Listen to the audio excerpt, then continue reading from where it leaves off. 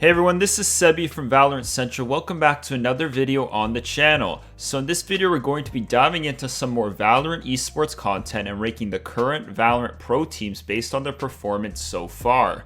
I plan on regularly updating these once there are more new events to base the team's performance on, so be sure to subscribe to the channel to not miss out on those, and drop this video a like if you do enjoy this kind of content. So we are going to be making a tier list in this video, and for the tier list there are two events to base the performance off of. The first of these events is the Valorant Twitch Rivals event. The Twitch Rivals event featured a lot of mixed teams of players, where some teams would have their whole pro roster playing, like T1 for example, and then other teams would have max 3 players from their roster playing on a team. This event isn't the best representation of a team's skill because of this, but we could still look at their performance when comparing them to some other teams. The second event we're going to be basing their performance off of is the recent T1 Valorant event. This event just happened this past weekend, and it will be a much better guide for showing how good teams really are. Although this tournament did feature some teams that are not in the pro scene, most of the teams who made it onto the double elimination bracket on the next day were pro teams, so we can get a good idea of those pro teams' skill because of that. So without further ado, let's jump right into this tier list. So the first team we'll be ranking is the Sentinels, and the Sentinels will be placed at C tier. In all honesty, the reason for this is just I think they've just been somewhat disappointing so far. Based on the team they had assembled, myself as well as many other people saw them as being one of the top teams in Valorant.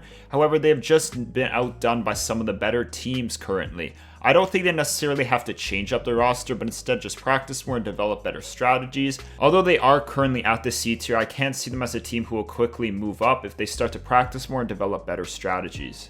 Now the next team is Cloud9, and they will be placed at the D tier. So Cloud9 didn't make it out of the group stage in the T1 tournament, and even looking at the Twitch Rivals event, they had 3 of their team members on Team 10Z, and they came 3rd in their pool, only winning against one team.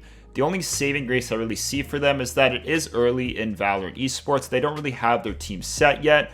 They currently have Poach, a member of Team Liquid, on their team for Valorant, so it's clear they are just trying to get some players to play in the event, so I think once they're able to develop a full roster, they could definitely improve. Now the next team is TSM, and this is quite obvious. They are going to be at S tier, and this is because they've just been extremely dominant. In the Twitch Rivals event, they placed 2nd, and that was with Myth replacing one of their pro teammates. So even with not having their full 5-man team, they were still able to place 2nd. And in the T1 event that just happened, they ended up placing 1st once they had their full team together. So it shows they are one of the best teams at the moment. The next team is Gen G, and Gen G, they will be placed at D tier as well with Cloud9. Now ideally I would like to put them above C9 as they did make it out of the group stage in the T1 event. However, they didn't really perform much better than C9 anyways, losing both of their bracket matchups later on. I think this is another team that is just slowly getting into the Valorant scene, so once they're able to practice and set up a good full roster, they'll definitely improve.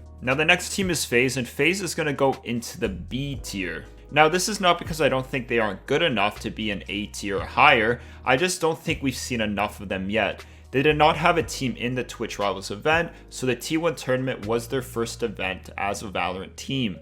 Being that it was their first event and they did come in 4th, that is some great placement for them. FaZe also doesn't have a full roster set yet, as they quickly constructed a team to play in the T1 event. However, I do think that they have the most potential right now to quickly move up through the tier list. Once they're able to secure their full roster, I could see them moving up to A and even possibly S tier. The next team is Immortals, and they're going to be placed at A tier. So in my opinion, Immortals have been the biggest surprise when it comes to the pro scene performance. They are placed in A tier because they placed 3rd in the T1 event, beating out almost every other pro team besides TSM and T1. I couldn't put them in S tier, however, because they haven't won an event. So in the future, maybe once they play more events and even possibly win some more, I could see them moving up to the S tier as well. Based on how they performed though in the past event and watching their team play as a whole, I would not be surprised for Immortals to be the next big team to beat in the future when it comes to Valorant competitive. Next we have 100 Thieves, and we're going to be placing them in the C tier. Now 100 Thieves has in no way been a very bad team, but at the same time they haven't been an amazing team either, and this is why I have them at the C tier.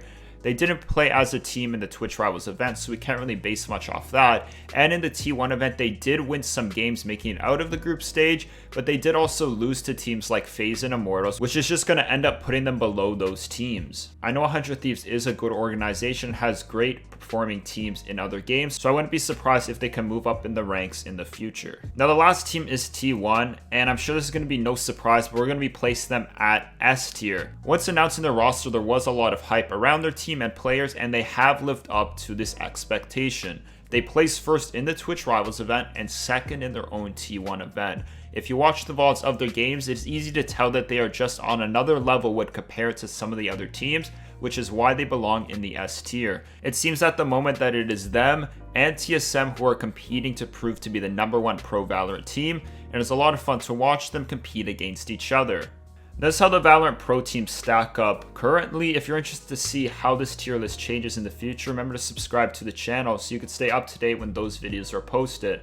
Also, be sure to leave me some feedback letting me know what you think about the tier list. Obviously, this is my opinion, so some people might disagree or think otherwise, but let me know what you think in the comment section below about the tier list currently. Remember to drop this video a like if you did enjoy it, and that's about it for this video, and thanks for watching.